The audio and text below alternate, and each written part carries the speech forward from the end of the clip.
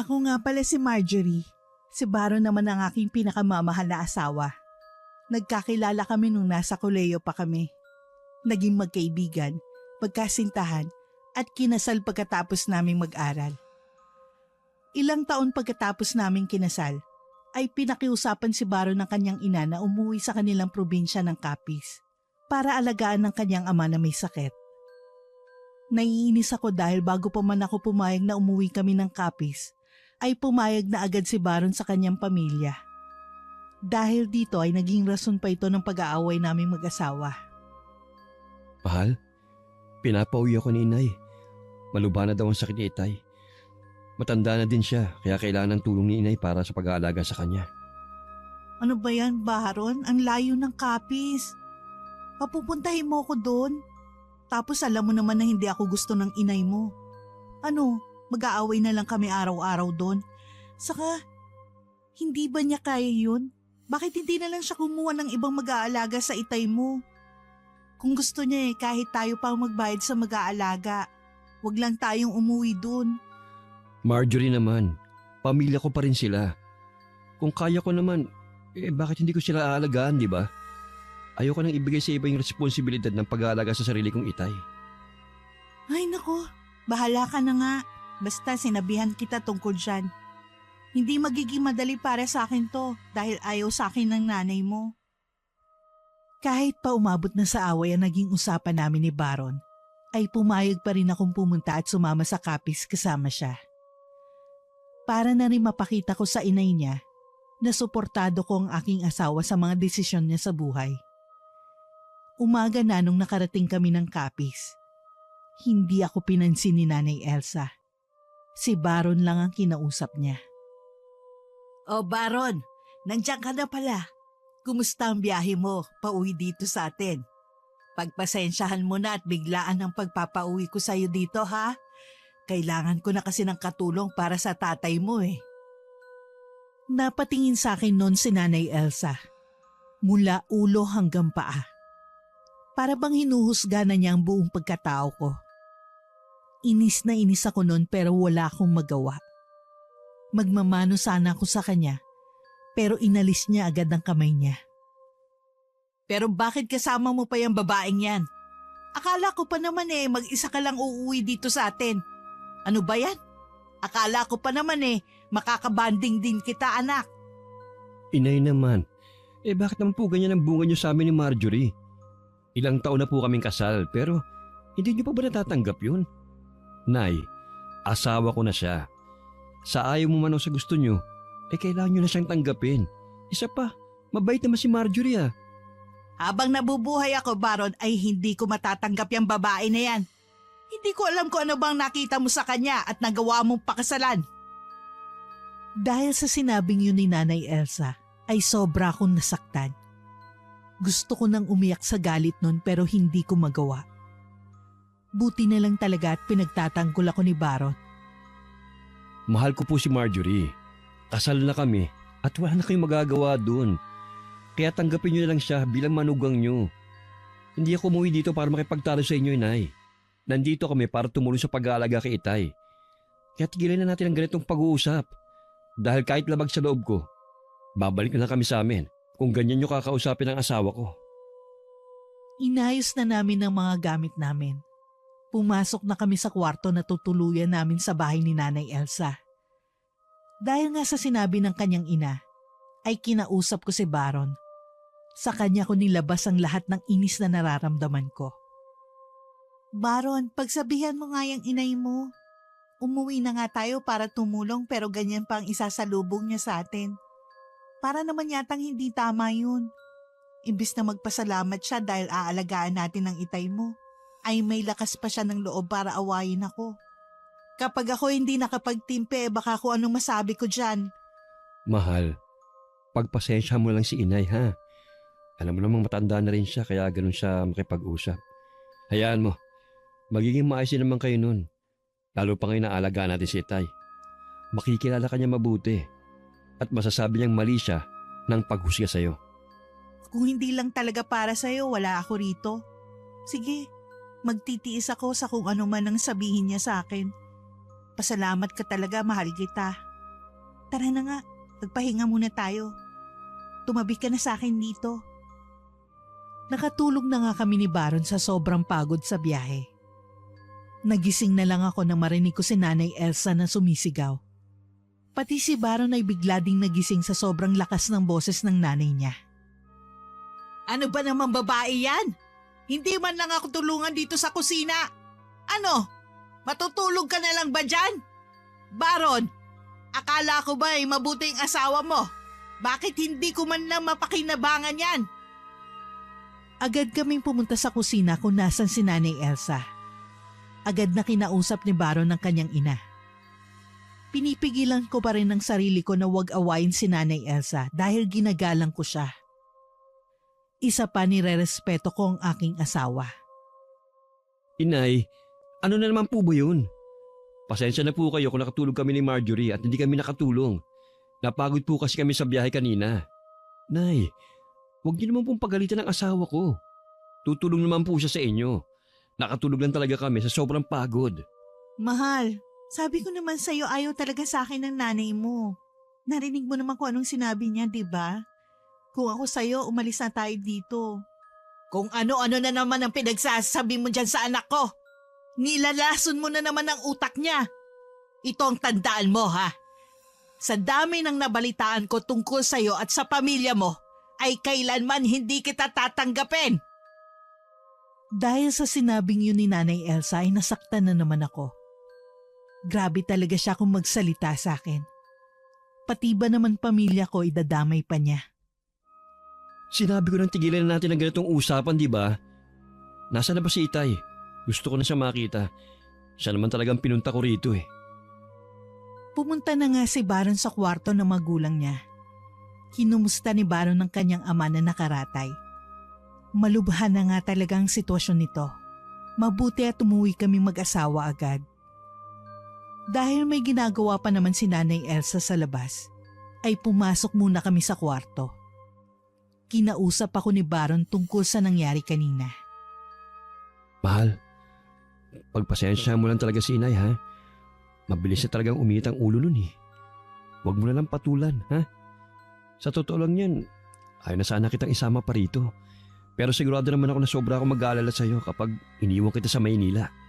Umpisa pa lang naman yan, Baron. Alam ko na hindi talaga ako gusto ng inay mo. Pero hanggang ngayon ba ganun pa rin siya? Mahal kita, Baron. Pero sana naman intindihin mo rin ako. Hindi pwede na bawat pagkikita namin ng inay mo ay ganito ang mangyayari. Kung ako sa'yo, mag-isip ka na kung anong dapat mong gawin tungkol dyan. Pasensya ka na talaga, mahal. Hayaan mo, kapag umayos lang lagay ni Itay, aalis ka agad tayo rito. Para hindi na kayo nag-aaway ni Nanay Elsa. Ayoko na rin kasi makita na nag-aaway kayong dalawa eh. Kinabukasan habang tulog pa si Baron ay naghahanda ako ng agahan namin. Nakita ko ni Nanay Elsa kaya umagang-umaga ay galit na naman siya sa akin. Sino ang nagsabi sa'yo na pwede mong pakialaman ang mga gamit ko sa pagluluto sa sarili kong pamamahay? Tigilan mo nga yan! At baka ano pa ang masira mo? Ako na dyan! Mamaya lasunin mo pa kami sa niluluto mo! Akala ko po gusto niyo akong tumulong sa pagluluto. Naku, ang saya-saya ko pa naman po dahil nakapagluto ako ng umagahan natin. Pasensya na po kayo kung nakialam ako. Saka, hindi ko po kayo lalasunin. Hindi naman ako ganong klaseng tao. Ewan ko sa'yo! Basta, hindi ako kakain ng kahit anong luto mo. Ako magluluto ng pagkain ko para sigurado. Ay, hirap na! Baka mauna pa ako sa asawa ko. Nagising si Baron sa ingay ng alitan namin ng nanay niya. Nainis agad si Baron dahil imbis na nakakapagpahinga pa siya, ay ito agad ang sumalubong sa kanya. Ano na naman ba yun? Ang aga-aga nag-aaway kayo? Hindi ba kayo titigil? Mahal ko kayo pareho. Pero kapag ako nabwisit, lalayasan ko kayo pareho. Imbis nagpapahinga pa ako, nagising ako dahil sa away nyo. Pumasok ko muna sa loob, Marjorie, para makapagpahinga ka. Kayo naman, Inay.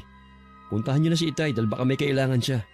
Kinakapihan mo na naman ang babae na yan. Bakit, Baron? Hindi mo na ba mahal ang mga magulang mo? Parang nawawalan ka na yata ng respeto sa amin ng tatay mo, ha?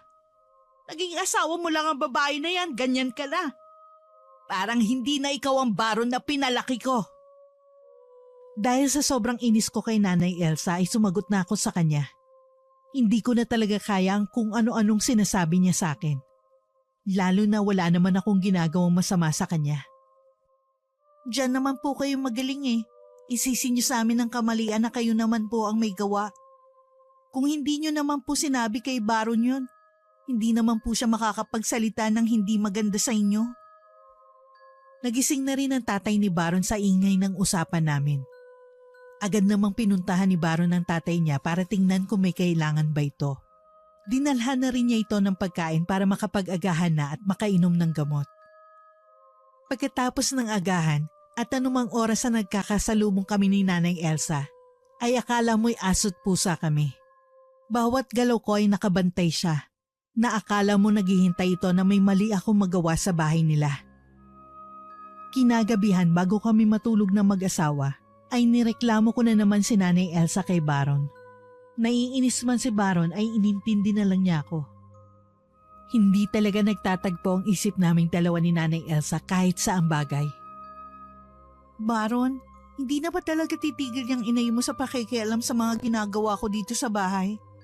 Maski magandang gawin ko, masama pa rin sa mata niya. Ano, magkukulong na lang ba ako rito sa kwarto buong araw? Tutal, wala na akong ginawang tama, di ba? Kahit sa pag-aalaga kay Itay, ang dami niyang reklamo. Puro ako ang mali. Saan ba ako lulugar? Marjorie naman, huwag naman ganyan ang isipin mo. Ang laki kaya nang natutulong mo sa akin dito sa bahay. Kung mag-isa ko lang gagawin ang lahat ng ito, alam kong hindi ako tatagal. Ang hirap ng sitwasyon natin. Kaya pakiusap lang. Lawakan mo pa sana pang unawa mo kay inay. Lagi na lang akong umuunawa, Baron. Bakit hindi mo kausapin ng inay mo para siya naman ang umunawa sa atin?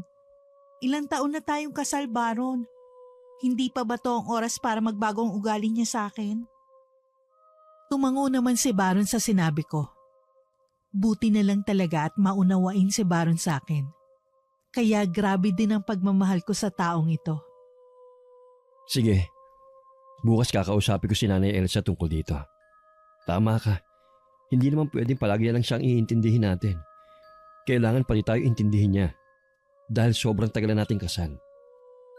Sinubukan ng kausapin ni Baron ng nanay niya tungkol sa nangyayari sa bahay nila.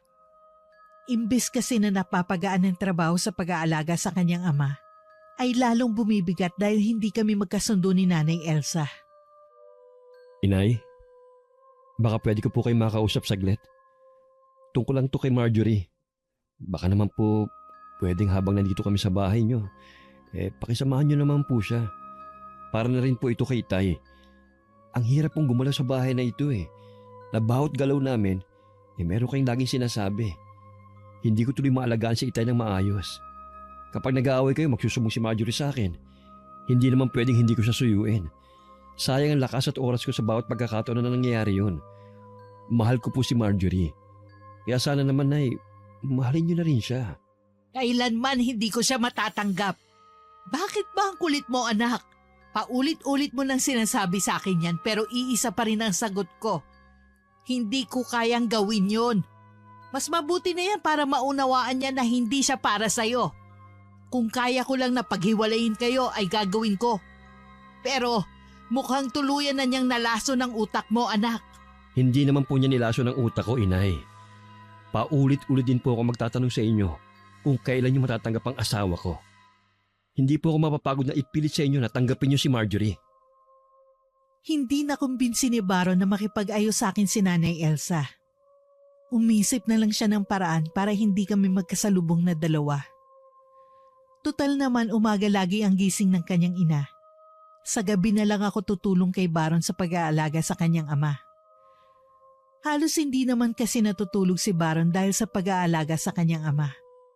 Kaya mas mabuti na paghiwalayin na lang muna kaming dalawa ni Nanay Elsa kesa lumala pa lalo ang sitwasyon. Sa mga dumaan na linggo ay mukhang gumagana naman ang plano ni Baron.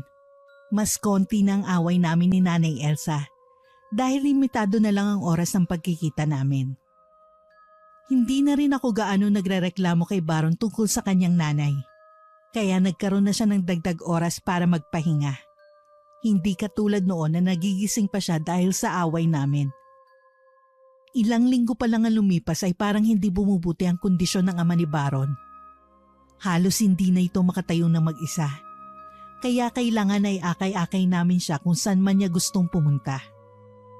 Aaminin ko nakakapagod mag-alaga. Pero iniisip ko na lang na ama siya ng asawa ko kaya ko to ginagawa. Napag-usapan na rin namin ni Baron kung ayos lang ba na lumipat na muna kami rito sa Capiz. Dahil mukhang hindi pa gagaling ang tatay niya. Ayaw kasing iwan ni Baron ng tatay niya. Kinakatakot ito na baka bigla na lang mamatay ito na malayo siya. Marjorie, napaisip lang kasi ako. Pwede kayang dito muna tayo manirahan sa Capiz? Pwede namang home base ang trabaho natin, hindi ba? Nag-aalala lang kasi ako para kay Itay eh. Sobrang hina na niya. Ayoko namang umalis tayo rito kagad. Kailangan ko muna masiguro na ligtas siya. Aba, hindi naman yata pwede yun, Baron. Alam mo naman na ilang buwan lang ang pinaalam nating leave sa trabaho. Paano pati ang bahay natin doon? Saka wala naman tayong gamit dito. Baka lalo pang magalit sa atin si Nanay Elsa. Naiisip ko naman yun, mahal. Pero kasi, hindi ko na namang gagawin ko eh. Hindi ko naman pwedeng iwan ang Itay. Hindi rin pwede na mag-isa kang bumalik sa Maynila. Alam kong malaking desisyon yun para sa ating pareho. Nainis ako kung paano mag-isip si Baron. Hindi niya yata alam na napakaraming maaapektuhan sa desisyon niya. Hindi lang kaming dalawa pero pati na rin ang mga trabaho namin sa Maynila. Isa pa ayaw sa akin ng inay mo. Paano na lang tayo titira dito? Araw-araw ba away ang gusto mo? Sigurado ko hindi tayo tatagal dito sa Capiz noon. Baka mamaya mauna pa akong mamatay sa sama ng loob kaysa sa Itay mo. Basta ayokong dito tayo tumira. Mag-isip ka ng ibang solusyon sa problema natin. Sige. Iisip na ako ng ibang paraan kung paano natin mapagsasabay ang pagtatrabaho at pag-aalaga kay Itay. Mahirap man pero kakayanin naman siguro. Malungkot si Baron dahil hindi ako pumayag sa gusto niyang mangyari. Araw-araw ay ramdam ko ang pagkadismaya niya sa akin. May mga oras pa na hindi niya ako pinapansin. Tuloy lang siya sa pag-aalaga sa kanyang tatay. Ang pakiramdam ko nga ay sinasadya niya na hindi ako pansinin para magbagong isip ko sa pinag-usapan namin. Dahil hindi ko matiis si Baron, ay kinausap ko na siya tungkol sa gusto niyang mangyaring paglipat namin sa Capiz. Kahit ayaw ko, ay inisip ko rin ang kalagayan niya. Kung ako yon, ayaw ko rin namang malayo sa aking magulang kapag may mga ganong pangyayari. Mahal, pwede ba tayo mag-usap? May gusto lang kasi kung sabihin sa'yo. May oras ka naman kahit paano, no? Saglit lang naman to. Ano yun, mahal? Oo, pwede naman tayo mag-usap. Tungkol saan ba? Ay, teka lang Itay ha. Kakausapin ko lang po sandali si Marjorie. Babalik din po kagad ako. Pangako yan. Tungkol sana to sa paglipat natin dito sa Capiz. Pumapayag na kasi ako sa gusto mong mangyari. Naisip ko rin na kung ako rin naman ang nasa kalagayan mo, ganun din ang gagawin ko. Susuportahan na lang kita kahit ayaw sa akin ng nanay mo. Bahala na kung paano tayo maninirahan dito. Kuminang ang mga mata ni Baron dahil sa sinabi ko. Niyakap na lang niya ako bigla kaya niyakap ko rin siya pabalik. Hindi ko naman kasi kayang tiisin ng asawa ko. Kung saan siya masaya ay doon na rin ako. Talaga? Payag ka nang dito tayo tumira para kay Itay? Naku, maraming salamat. Sigurado ko na matutuwa si inay nito. Pangako ko sa'yo na kapag naayos na ang lahat, babalik na talaga tayo sa Maynila. Hayaan mo lang ako maalagaan ko muna ang Itay ngayon. Oo, sige. Alagaan muna natin ang Itay ngayon. Mas kailangan niya tayo. Sana lang talaga wag masamain ng inay mo pagtira natin ng matagal dito. Para rin kasi yun sa Itay mo. Kaya wala sana siyang maling makita sa gagawin natin. Sige, walang problema. Kakausapin ko lang si Nanay Elsa tungkol dito. Ako na ang bahala magpaliwanag sa kanya nung plano natin. Isa pa, totoo naman na walang masama sa gusto natin gawin eh. Kaya hindi niya yung mamasamain. Kinagabihan ay kinausap na nga ni Baron ng kanyang ina habang ako'y naguhugas ng plato. Kaya rinig ko pa rin ang pag-uusap nilang dalawa. Inay, may gusto po akong sabihin. Balak po kasi namin ni Marjorie na dito muna manirahan habang inaalaga namin si Itay. Ayoko po kasing umuwi sa Maynila lalo na kung alam kong malubha si Itay.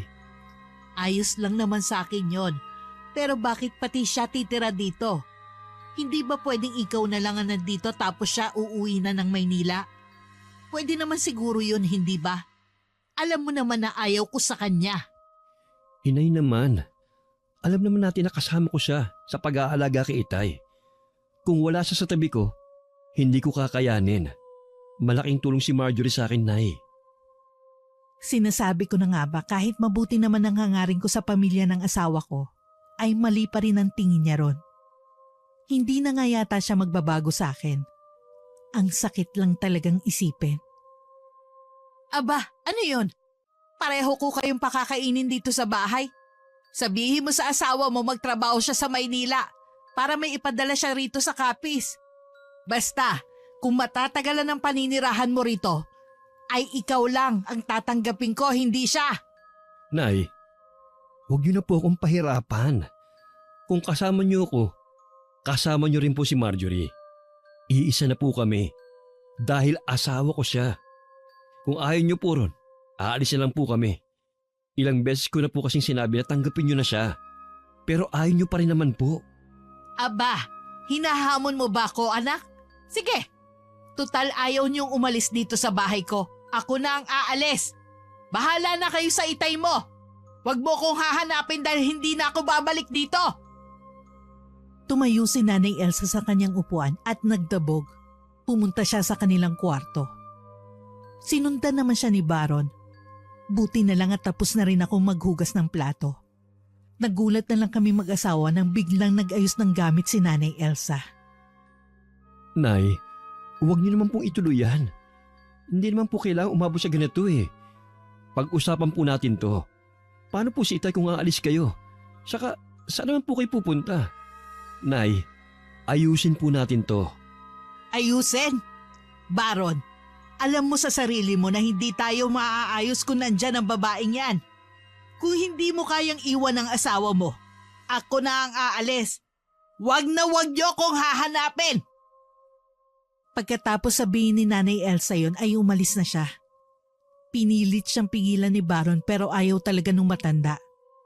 Sa isip ko noon, siguro ay maigi na rin na malayo kami sa isa't isa para hindi na niya nasisilip ang bawat galaw ko sa bahay.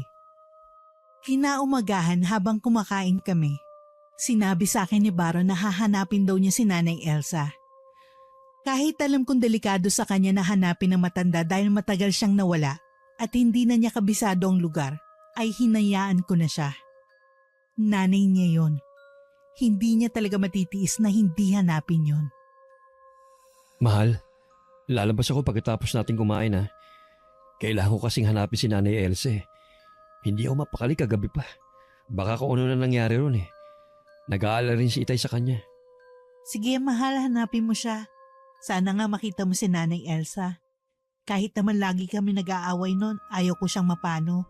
Matanda na rin siya eh. Salamat mahal ha. May pag-aalala ka pa rin para sa nanay ko. Kahit na kung ano-ano mga sinasabi niya sa'yo. Hanapin ko siya sa mga kaibigan niya. Baka nakitulog siya ron. Paalis na nun si Baron nang bigla akong nakaramdam ng pagsusuka. Pumunta agad ako sa lababo para sumuka. Nakita naman ako agad ni Baron kaya pinuntahan niya ako. Nagulat kami nang makitang sobrang daming uod ang lumabas sa bibig ko. Hinugasan ko yun ng tubig pero patuloy pa rin ang paglabas sa aking bibig. Mahal, ano ba kasing niluto mo? Baka may uod yung nakain mo. Pero nakapagtataka kasi kung may uod kang sinuka, dapat ako rin meron. Parehas naman kasi tayo ng kinain, di ba? Hindi ko alam, mahal. Ayos naman ako kanina nung kumakain tayo. Baka nga may kung ano sa kinain ko. Binili ko kasi yun sa labas eh. Nagmamadali na kasi ako kanina. Mahal, alam ko nag-aalala ka sa nanay mo. Pero pwede bang samahan mo muna ako rito? Baka dahil sa pagsusuka ko, kailangan ko nang dalhin sa ospital. Sige, walang problema sa akin yon. Mamayang hapon ko na lang hahanapin si Inay. Mas maigi pa, magpahinga ka muna. Umiga ka ron sa kwarto, dadalan kita ng tubig. Simula ngayon, hindi ka na pwedeng bumili ng kahit na ano. Galing sa kahit saang tindahan ha. Ipagluluto na lang kita. Yun nga ang ginawa ko. Pumunta ako sa kwarto namin at nagpahinga. Sa totoo lang nung nakita ko yung mga uod ay parang hindi siya normal. Hindi siya basta galing sa pagkain. May nakakatakot akong naramdaman pero hindi ko lang pinakita kay Baron dahil baka mas matakot siya kesa sa akin. Nung hapon ay umayos na nga ang pakiramdam ko. Kaya nagpaalam na si Baron sa akin para hanapin si Nanay Elsa. Sabi niya sa akin ay papupuntahin daw niya si Mia para bantayan ako. Isa yun sa kapitbahay namin doon. Mahal ko, aalis na ako ha. Gusto ko man nabantayan ka rito pero kailangan ko kasing hanapin si Nanay Elsa eh. Pero huwag ka mag-alala. Papupuntahin ko naman si Mia para bantayan ka. Babalik na lang kaagad ako ha. Sana kasama ko na si Nanay Elsa mamaya. Sige, huwag mo kong alalahanin. Ayos naman na ang pakiramdam ko. Siguro nga dahil lang ito sa kinain ko kanina. Hindi na talaga ako bibili ng pagkain sa karinderya na yun. Siyempre, asawa mo ako eh. Kahit sabi mo sa akin na huwag ako mag-alala, siyempre mag-aalala talaga ako. Sige na, hintayin mo lang si Mia rito para may kasama kayo ni Tay ha. Umalis na nga nun si Baron. Ilang minuto lang kumatok na si Mia. Pinagbuksan ko naman siya. Yung asawa ko talaga, hindi ako pinapabayaan. Kaya mahal na mahal ko siya. Dahil si Mia nga ang nag-alaga sa akin ay nagkwentuhan na rin kami. Nasabi niya sa akin na may mambabarang daw sa lugar namin. Sabi nga ng iba, kapag kapis ay nakakatakot daw na lugar. Totoo nga yatang sinasabi nila. Para tuloy gusto ko nang bumalik ng Maynila. Kahit ayaw ni Mia ay pinaalis ko na siya. Baka kasi kailangan na siya sa bahay nila. Sabi ko uuwi din naman si Baron dahil gabi na kaya hihintayin ko na lang ang asawa ko. Pagbalik ni Baron ay hindi pa rin niya kasama si Nanay Elsa. Kita ang lungkot sa kanyang mga mata. Agad ko siyang kinumusta dahil halatang pagod siya. Mahal ano, pinagtanong-tanong mo na ba si Nanay Elsa? May nakakita raw ba kung saan siya nagpunta? Halika, umupo ka rito para makapagpahinga ka. Pagod na pagod ka eh. Sabi ng mga kapitbahay natin, wala raw nakakita sa kanya. Gabi kasi umalis si Nanay Elsa eh. Susubukan ko ulit bukas kung makikita ko siya. Ikaw, kumusta ka na ba? Sumusuka ka pa rin ba? Teka, nasan ba si Mia? Bakit wala siya rito?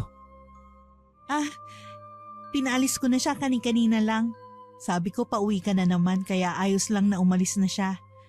Ayaw pa nga niya nung una pero napilit ko naman siya. Nakita kong inis sa mukha ni Baron dahil sa sinabi ko. Hindi naman kasi ko sanay na may nagbabantay sa akin. Hindi naman kasi ko bata kaya ayos lang sa akin na mag-isa. Kaya ako nga pinapunta si Mia rito para may tumingin sa'yo eh. Tapos pinalis mo. Paano na kung sumuka ka ulit? Sino ang tutulong sa'yo? Hindi ka naman kayang tulungan ni Itay. Hindi naman na ako nasusuka kaya pinalis ko na rin siya. Mahal, hindi naman na ako bata. Kaya ko ng sarili ko. Sasabihin ko naman sa'yo kapag hindi ko na kaya eh. Huwag ka na magalit ha. Siyempre, nag-aalala lang ako sa'yo. Hindi mo naman matatanggal sa akin yun eh. Basta, sabihan mo kapag may masakit sa katawan mo. O di kaya nasusuka ka ulit ha. Kahit mahirap, kakayanin kong alagaan kayo ni Itay ng sabay. Mahal ko kayo eh. Medyo huminahon na nun si Baron. Agad siyang pumunta sa kwarto ng tatay niya para tignan ito. Tulog naman daw ang matanda kaya hindi na niya inabala pa. Nang matutulog na kaming mag-asawa, ay hindi ko naiwasan na hindi magkwento tungkol sa sinabi sa akin ni Mia. Alam kong hindi maniniwala sa mga ganitong klaseng kwento ang asawa ko pero kinuwento ko pa rin sa kanya. Mahal, alam mo ba? Sabi sa akin ni Mia kanina, may mambabarang daw dito sa lugar natin. Nung nagkukwento siya, hindi ko naiwasan na hindi matakot. Kilala kasi ang Kapi sa mga kababalaghan. Kaya hindi na ako magtataka kung meron talaga. Naniwala ka naman sa kwento ni Mia. Walang mambabarang sa lugar namin. Puro kwento lang naman yun eh.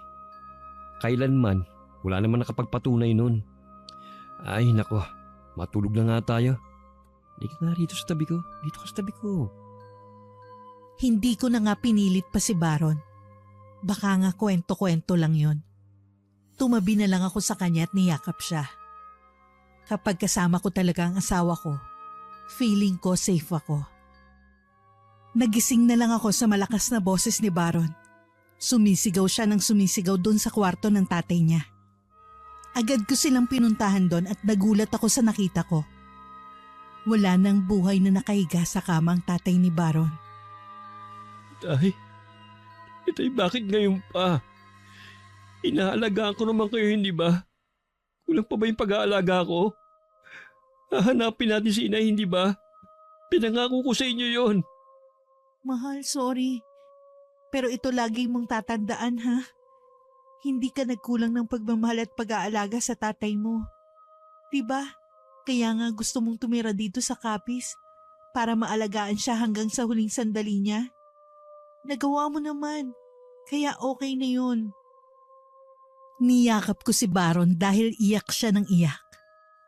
Pati ako'y naiiyak na rin dahil kahit sa sandaling panahon ay napamahal na sa akin ang itay. Dahil nga namatay ng itay ni Baron ay sigurado akong magpapakita na si Nanay Elsa sa amin. Wala pa man siya ay naririnig ko na agad ang mga salitang sasabihin niya sa aming mag-asawa. Nung nag-aayos kami ng lamay ng itay ni Baron ay biglang dumating si Nanay Elsa. Lumapit siya sa kabaong at iyak ng iyak. Baron, ang tatay mo! Bakit iniwan niya tayo? Diyos ko, hindi ko alam ang gagawin ko. Hindi man lang kami nakapagpaalam sa isa't isa. Hindi ko man lang nasabi sa huling pagkakataon na mahal ko siya. Nanay Elsa, kailangan niyo pong magpalakas. Kailangan natin tibayan ang loob natin. Nandito lang po ako para samahan kayo. Mas kailangan niyo po ako ngayon lalo na't wala na si Itay. Mahal na mahal ko po kayo. Lumapit ako sa kanila dahil magmamano sana ako. Kaya lang nagalit na naman sa akin si Nanay Elsa. Tiningnan niya ako mula ulo hanggang paa. Bakit nandito pa ang babae na yan? Dapat dyan umaalis na. Siya ang may kasalanan kung bakit hindi ako nakapagpaalam ng maayos sa tatay mo. Paalisin mo yan dito! Nanay Elsa naman, huwag naman po kayo ganun sa asawa ko. Nasa lamay po tayo ni Itay. Igalang naman po natin siya. Huwag po muna kayo mag-alala kay Marjorie kahit ngayon lang. Paano hindi iinit ang ulo ko sa babae na yan? Eh yan ang dahilan kung bakit tayo nag-away. Dahil sa pag-aaway natin, hindi ko nakasamang itay mo sa huling sandali niya. Dahil nagtitingin na ng mga bisita sa amin, ay minabuti kong umalis muna. Hinayaan ko muna ang mag-ina. Nagpaalam ako kay Baron at pinayagan naman niya ako. Mahal, dun muna ako sa loob ng bahay ha. Sa tingin ko, kailangan niyo muna mag-usap ni Nanay Elsa. Naiintindihan ko naman siya. Mahirap mamatayan ng asawa. Pasensya ka na mahal ha. Alam kong sobrang sakit na. Salamat na rin sa pag-iintindi mo sa kanya. Mahirap talagang pinagdadaanan niya ngayon eh. Umalis na nga ako ron at pumasok sa loob. Dahil hindi na nga kasya sa labas ay may bisita na rin sa loob ng bahay. Binati ko sila isa-isa bilang paggalang. Pagkatapos noon ay naghugas na ako ng plato sa may lababo. Nang makapagpahinga ako mula sa paghuhugas ng plato, ay nagulat ako dahil may isang lalaki na lumapit sa akin. Natakot ako dahil hindi ko naman siya kilala pero nilapitan niya ako. Condolence, Iha. Isang malaking kawalan si Mang Timo sa lugar namin. Bata pa lang ako eh. Isa na siyang magaling na albularyo. Buti nga't bago siya mawala may pumalit sa kanya. Si Apo Marcelino. Isa rin namang magaling na albularyo yon. Nagulat ako sa sinabi niya kaya agad ko siyang kinausap. Ngayon ko lang kasi nalaman na isa palang albularyo si Tatay Timo. Hindi ko alam kung may ideya si Baron doon. Alam ko pong bawal magsabi ng salamat. kaya iba na lang po ang sasabihin ko. Pero mahalaga po sa amin ng pamilya namin ang inyong pagpunta. Isa palang albularyo si Tatay Timo. Ngayon ko lang po nalaman yan. Hindi ko po alam kung alam yan ni Baron. Sayang nga at ngayon pa siya nawala. Sigurado ako na magtutulungan sila ni Apo Marcelino kung malakas pa siya. Lalo na ngayon na may mga kwento na may mambabarang daw dito sa aming lugar. Nang sabihin niya yun sa akin ay naalala ko ang sinabi sa akin ni Mia. Meron nga daw umaaligid na mambabarang sa lugar nila Baron. Dahil sa sinabi ng lalaki ay lalo ako naniwala na meron nga mambabarang. Nasabi nga po yun ni Mia sa akin nung nakaraan. Mukhang totoo pala yun at hindi sabi-sabi lang. Sana mahanap na ni Apo Marcelino ang mambabarang at mapigilan na niya ang kahit na anong kababalaghan sa lugar niyo. Wala namang hindi nahaayos si Apo Marcelino. Alam kong kaya niya yon. Magaling lang talaga yung mambabarang. Hanggang ngayon, hindi pa siya nakikilala. Ang dami na nung napeperwisyo eh. Pagkatapos naming mag-usap ng lalaki ay nag-alala ko para sa kalagayan namin ni Baron.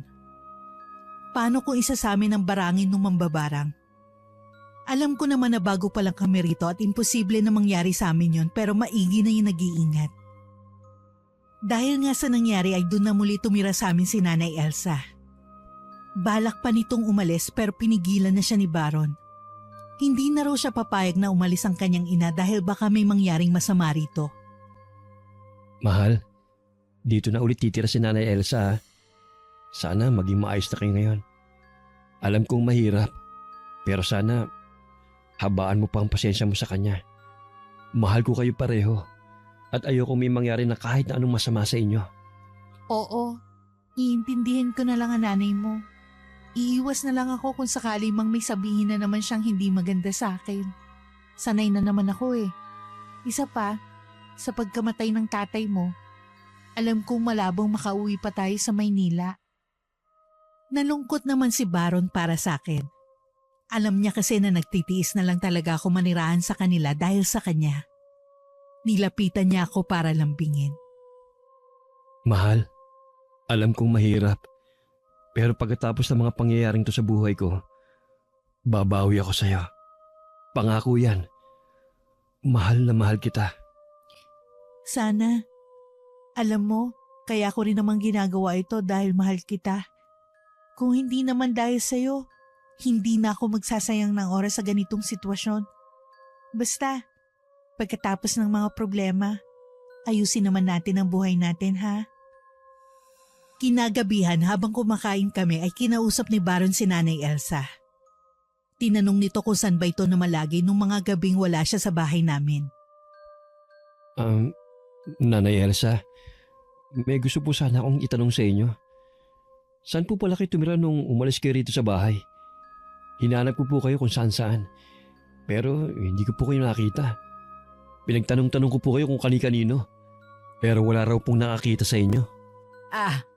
Doon lang ako sa kaibigan ko nakituloy. Hindi mo kilala yon kaya siguro hindi mo siya natanong. Hayaan mo na.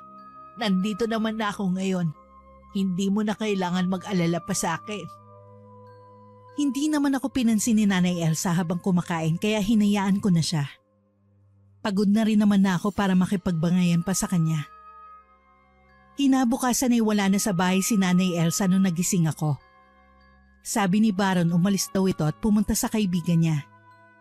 May pagkain na agad na nakahain kaya hindi na ako nagluto pa. Kaya niyaya ko ni Baron na sabay na raw kaming kumain. Pumayag naman ako. Maagang umalis si Nanay Elsa. Ginising nga ako para magpaalam sa akin eh. Kaya nagluto na ako ng umagahan natin. Sana magustuhan mong luto ko, mahal. Oo naman. Noon pa man gusto ko na ang luto mo eh. O sige. Kain na tayo. Mukhang masarap eh. Amoy na amoy ko. Kaya nga ako nagising dahil sa sobrang bango nito. Naku, binola mo pa ako. Halika, kumain na tayo. At mamaya marami na namang taong pupunta rito sa lamay. Malamang magiging abala na naman tayong dalawa. Kumain na nga kami. Habang kumakain ay nagulat na lang ako dahil may naramdaman akong kakaiba. Nakita ko na lang ang sarili kong sumusuka ng ipis. Agad naman akong pinuntahan ni Baron sa upuan ko para tingnan. Diyos ko, mahal. Ano yan? Mga lumilipad na ipis galing sa bibig mo?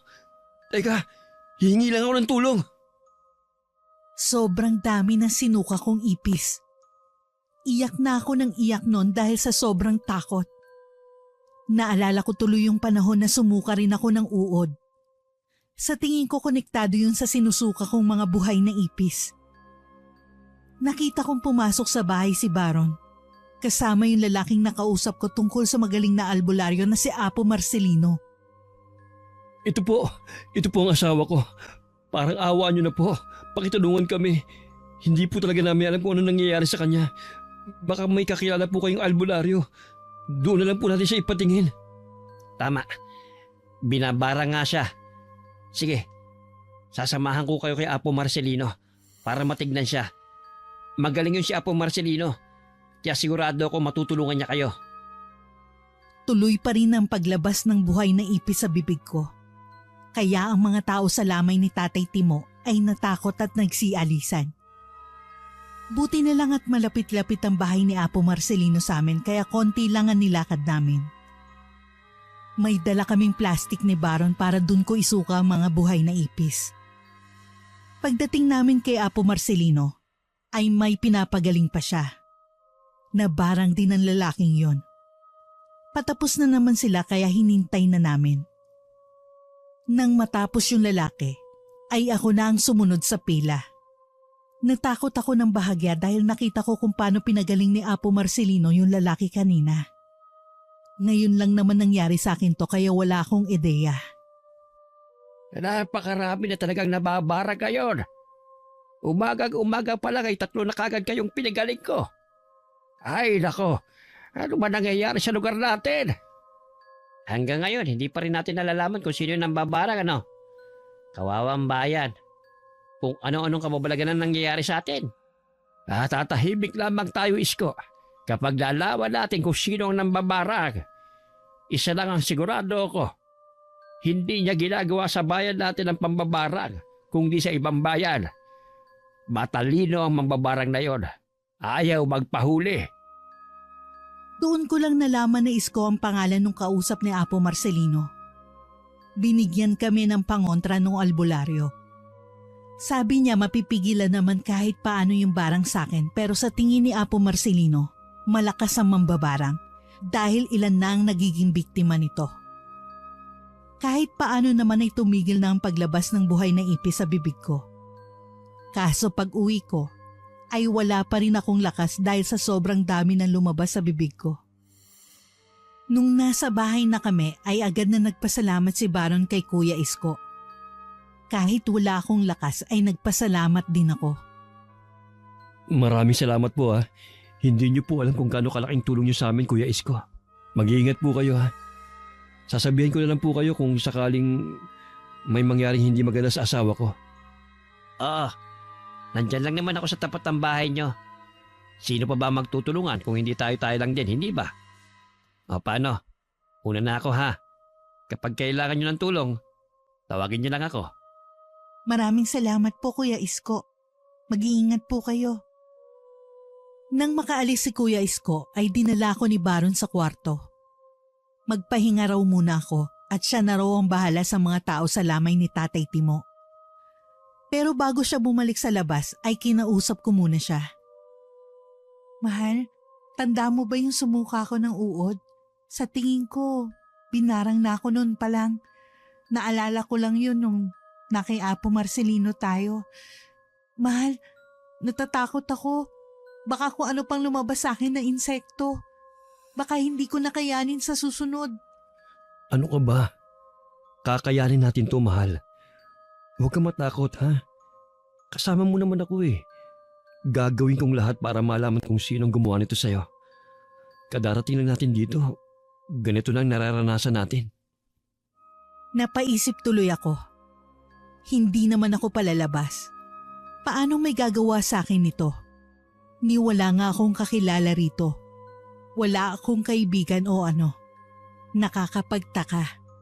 Si Nanay Elsa lang naman ang may galit sa akin sa lugar na ito. Salamat, mahal. O sige na, lumabas ka na ron. Dahil sigurado ako na marami na naghihintay na bisita sa'yo. Wala pa naman si Nanay Elsa. Kaya kailangan may humarap sa mga nagpupunta sa lamay ni Tatay Timo. Huwag kang mag-alala. Kaya ko naman ang sarili ko. Tatawagin na lang kita kapag kailangan ko ng tulong mo. Bago siya tuluyang umalis ay hinalikan niya ako sa noo. Hindi ko napansin na nakatulog na pala ako pag alis niya. Nagising na lang ako nang maramdamang may pumasok sa kwarto. Nagulat ako nang makita ko si Nanay Elsa yon. Ang nakakapagtaka ay para siyang nag-aalala sa akin. Iha, kumusta ka na? Nasabi sa akin ni Baron kung anong nangyari sa iyo. Ayos na bang pakiramdam mo? Pasensya ka na ha. Uso kasi ang kababalaghan dito sa aming lugar eh. Sa araw-araw kung sino-sino ang ginagamot ni Apo Marcelino. Nagulat ako dahil sa sinabi ni Nanay Elsa. Hindi naman siya ganun sa akin kaya nakakapanibago na sobrang nag-aalala siya sa akin ngayon. Gusto ko sanang itanong kung may nakain siyang mali. Baka nakalimutan niya na magkaaway kami. Po, ayos naman po ako. Huwag kayong mag-alala sa akin. Napagamot naman ako ni Baron kay Apo Marcelino. Yun nga lang, hindi po gaanong kalakas ang pangontra na binigay niya sa akin. Kaya natatakot pa rin po ako. Mabuti na lang din may pangontra ka na sa barang. Magpahinga ka lang dyan ha? Kapag may kailangan ka ay sabihan mo lang kami ni Baron. O sige na, marami na ang tao sa labas. Pupunta muna ako roon. Tumango naman ako bilang tugon. Pag alis niya ng kwarto ay takang-taka talaga ako. Bakit nagbagong ihip ng hangin? Ano kayang nakain ni Nanay Elsa at bumait siya sa akin? Makalipas ang 2 araw ay umayos naman ang pakiramdam ko. Araw ng libing ni Tatay Timo noon pero hindi ako pinasama ni Baron. Kahit anong pilit ko sa kanya ay hindi niya ako pinapayagan. Mahal, okay naman na ako. Hindi pa rin ako pwedeng sumama. Siyempre libing yun ni Tatay Timo. Gusto ko nandun ako. Hindi nga pwede. Hanggat hindi pa natin nalalaman kung sino yung mambabarang, hindi ka pa pwedeng kumilos. Dito ka lang sa bahay para ligtas ka, ha?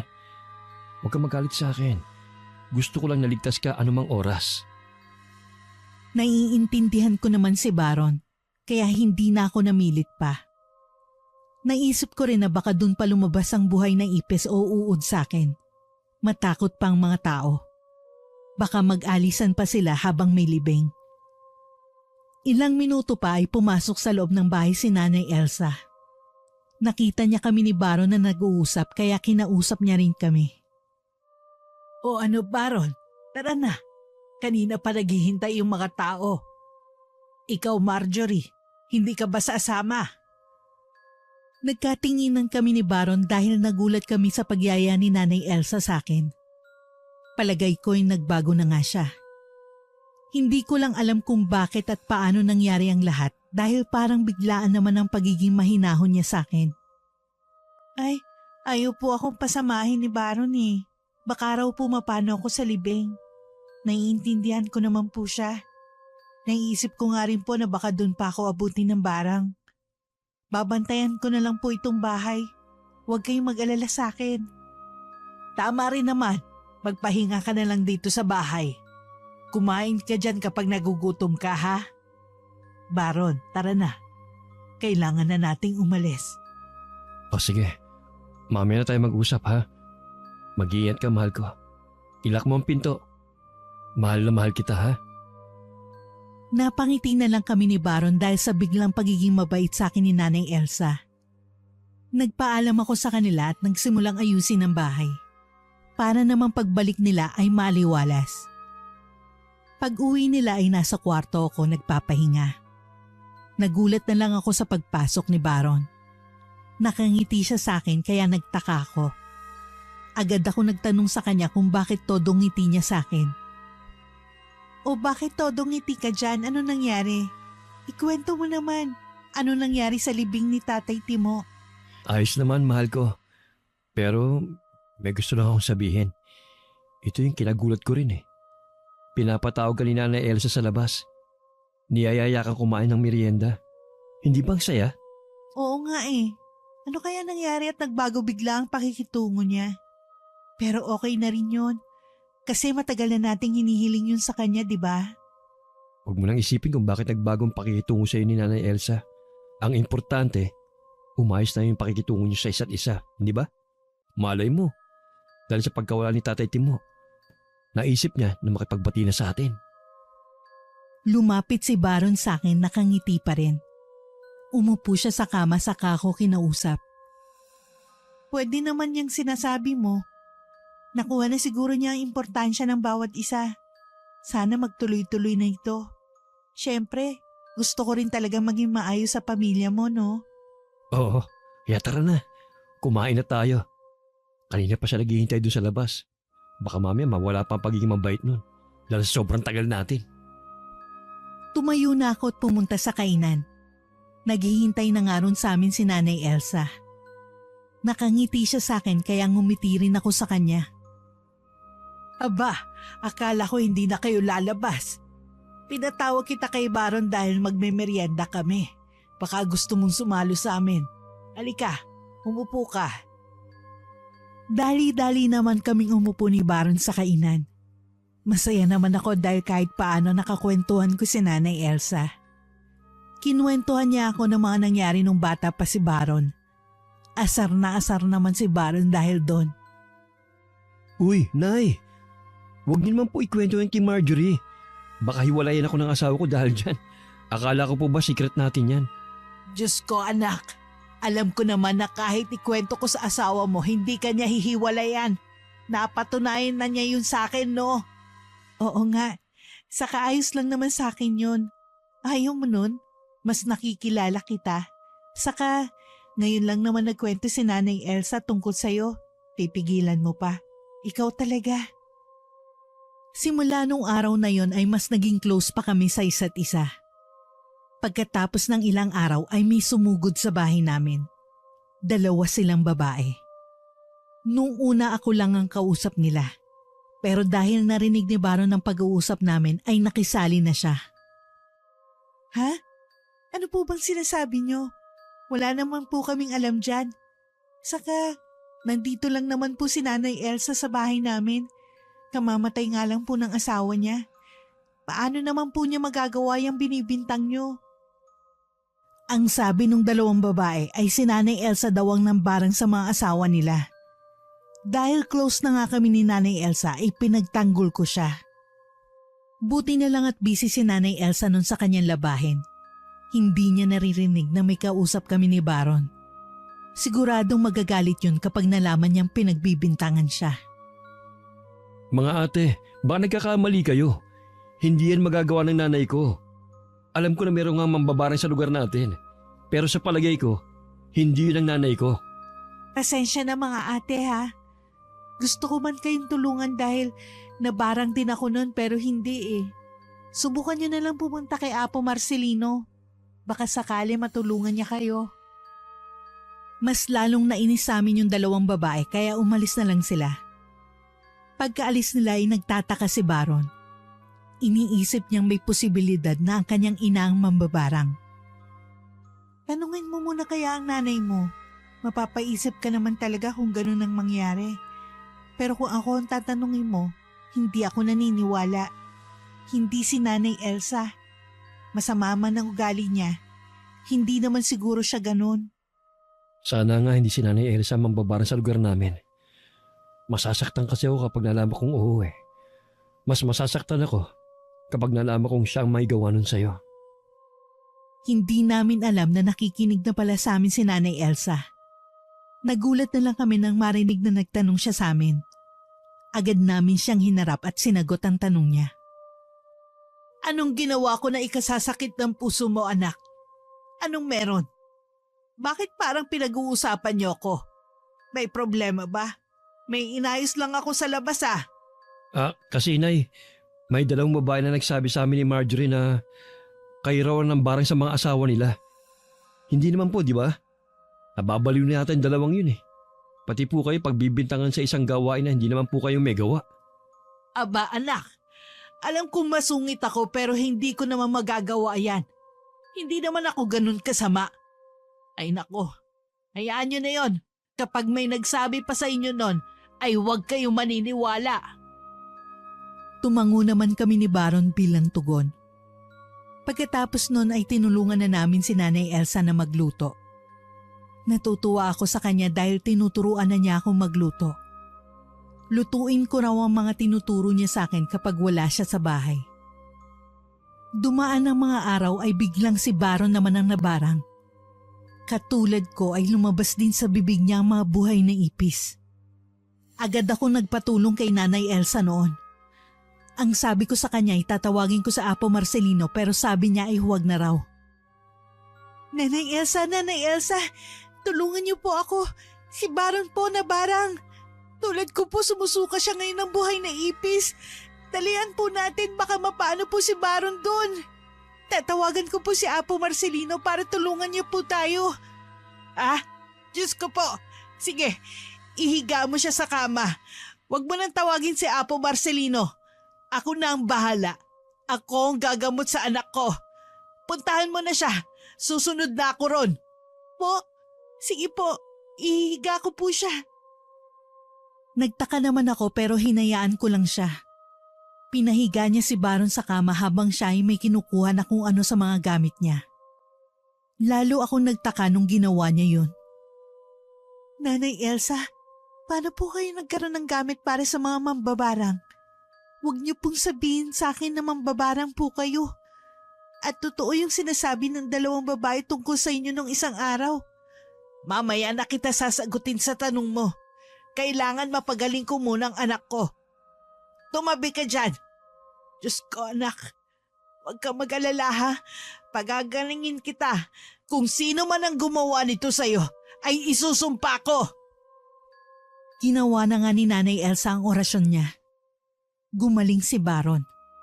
Dahil sa narinig niya kanina ay hindi niya naiwasang tanungin si Nanay Elsa. Nay, ano pong sagot niyo sa tanong ni Marjorie?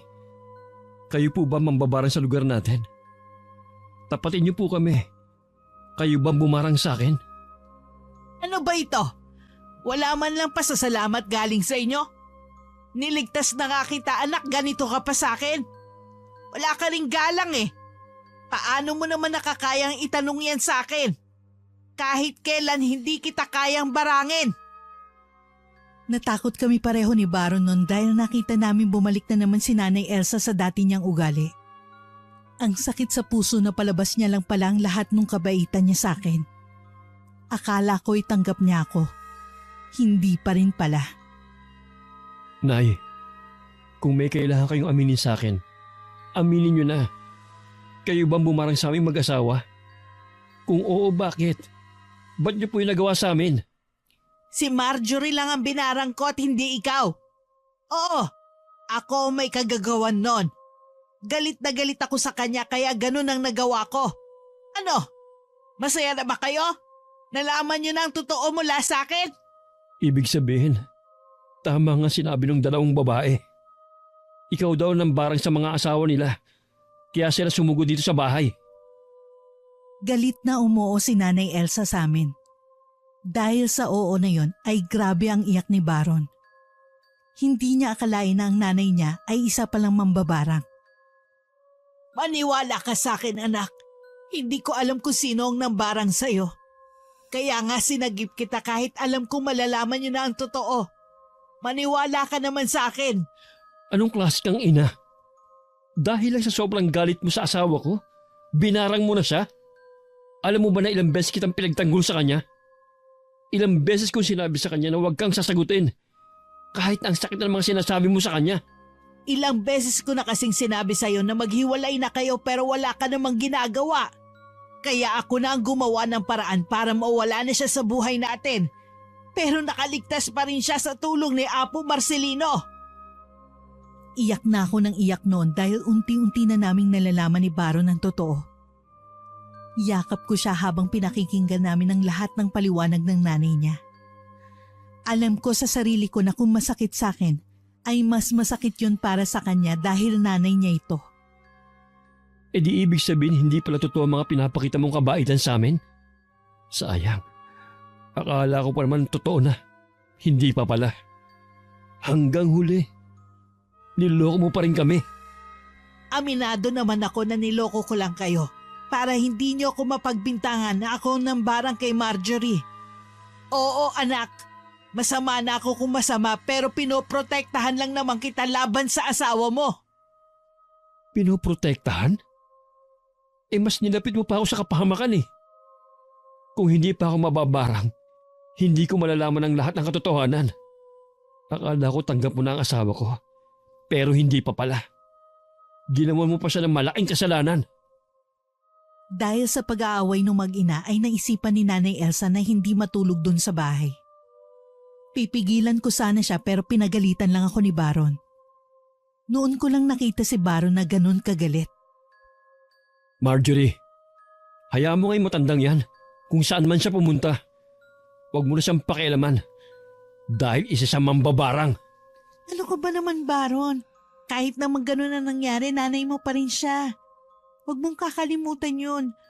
Sana mahanap mo ang kapatawaran sa iyong puso. Hindi man ngayon pero sa tamang panahon. Ang lakas ng loob mong sabihin yan. Ikaw nga tong ginawa niya ng mali eh. Ikaw ba, mapapatawad mo siya? Hindi, di ba? Sa dami ng sinabi niyang mali sa'yo, sigurado ako na hindi mo matatanggap ang nanay ko.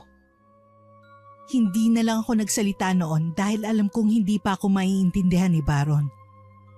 Puro galit pa ang nasa puso niya kaya malabong maintindihan niya kung ano ang gusto kong iparating sa kanya. Hinayaan ko na lang siya. Alam ko naman na darating ang pagpapatawad sa puso niya. Makaraan ng 2 linggo ay alam na ng mga kapitbahay namin na si Nanay Elsa ang mambabarang sa kanilang lugar. Ang iba ay inis sa amin at ang iba naman ay hindi. Pero palaisipan pa rin sa amin ni Baron kung sino ang nambarang sa kanya.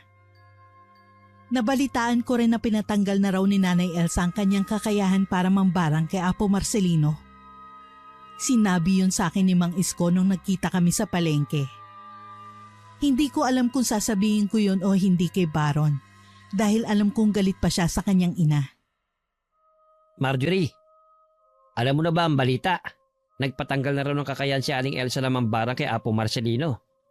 Inamin din niya na siya nambarang sa halos lahat ng tao rito sa lugar namin. Diyos ko, kung buhay lang si Mang Timo, ay baka siya mismo magpaamin sa kanyang asawa ng mga nagawa nito. Po, bakit naman po raw ginawa ni Nanay Elsa yun? Hindi po siya natakot na sabihin ng totoo kahit alam niyang aawayin siya ng mga tao?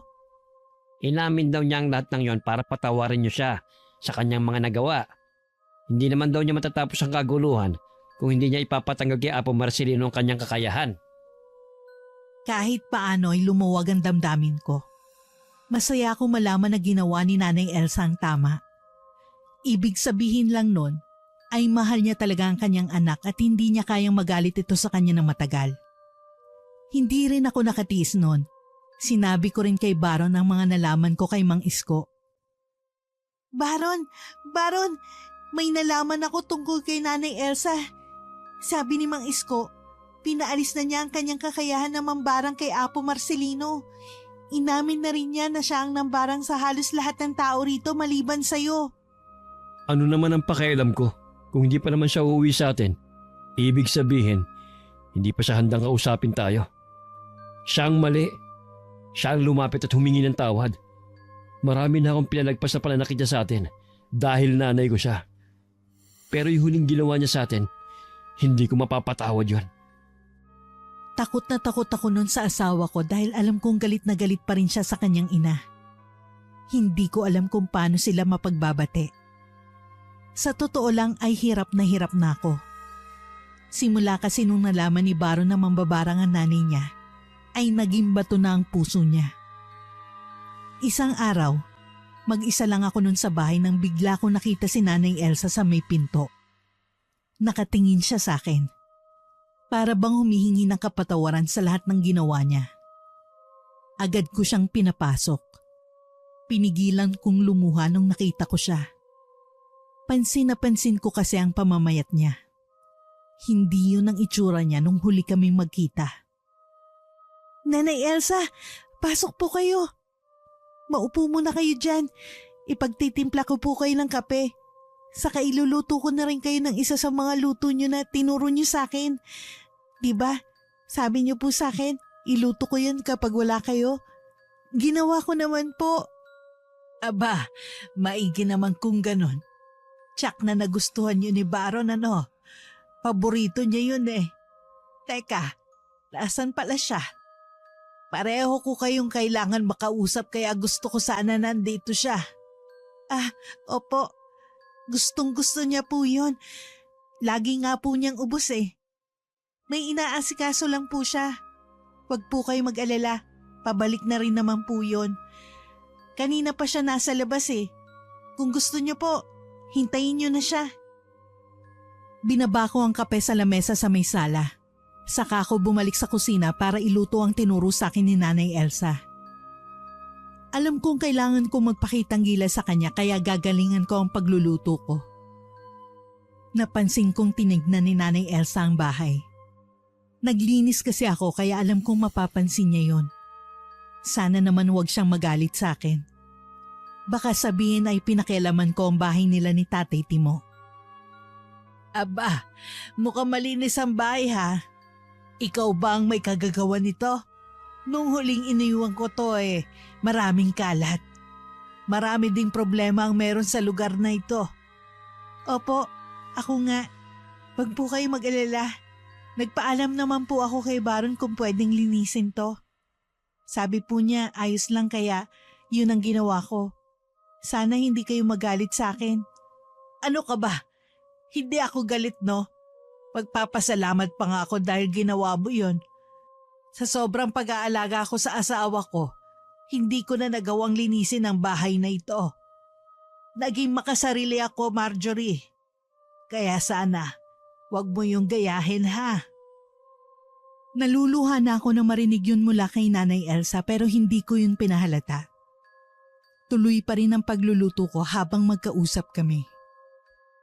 Nanay Elsa, pwede ko bang malaman kung bakit gusto niyo kaming makausap?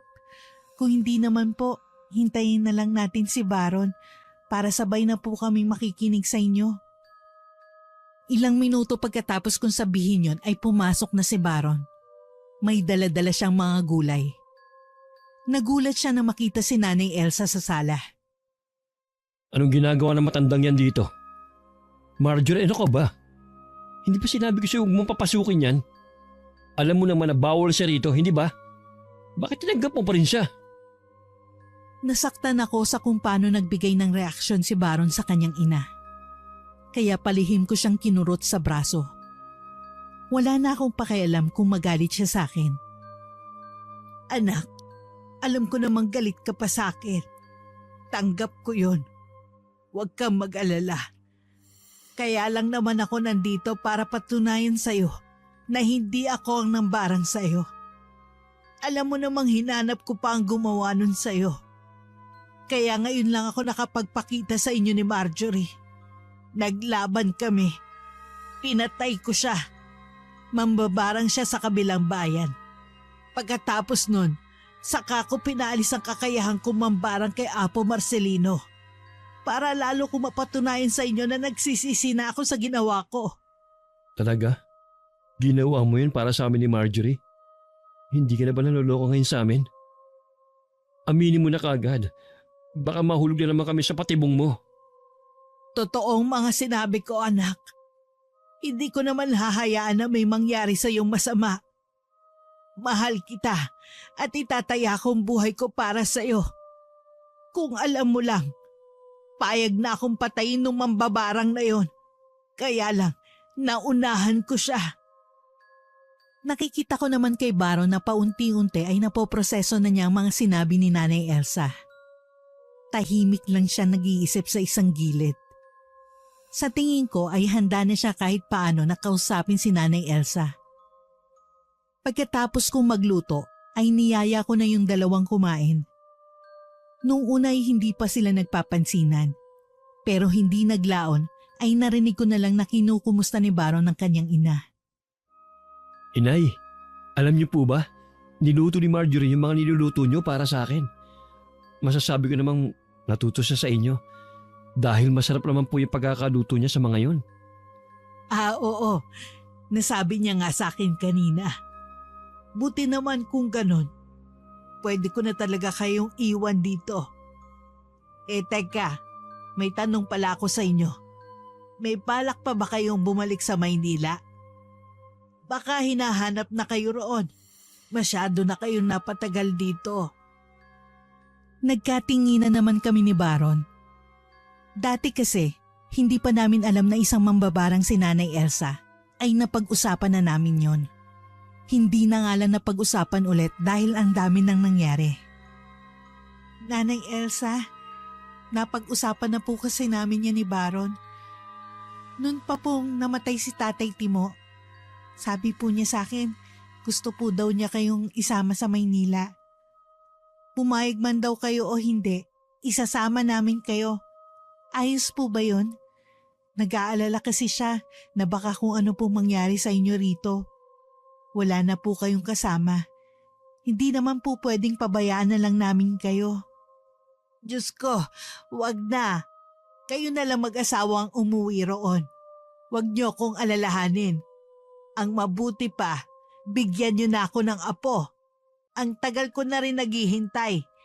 Baka ngayon na wala na kayong masyadong naiisip na problema, magawa niyo na yan. Inay, ano pong sinabi ni Marjorie? Hindi ba, paeg man kayo o hindi, isasama po namin kayo pauwi. Ayaw niyo po nun, mapapalapit po kayo sa mga apo niyo. Kaya kung ako sa inyo, sumama na kayo sa amin. Wala naman po kayong kailangan bantayan pa rito sa Kapis eh. Kung gusto niyo po, bumisita na lang tayo kay tatay paminsan-minsan. Wala naman pong problema sa akin yun. Nang nakapag-isip-isip yata si Nanay Elsa ay pumayag na siya sa plano namin. Habang tinitingnan ko sila, ay sobrang saya ko dahil sa wakas ay pamilya na talagang turing sa akin ng biyanan ko. May nangyari man sa nakaraan namin, ay alam kong mapapatawad ko rin siya. Hindi man agad-agad pero nasa proseso na ako. Alam kong unti-unting binubuksan ng Diyos ang puso ko para magpatawad. Ako nga pala si Marjorie. Si Baron naman ang aking pinakamamahal na asawa. Nagkakilala kami nung nasa koleyo pa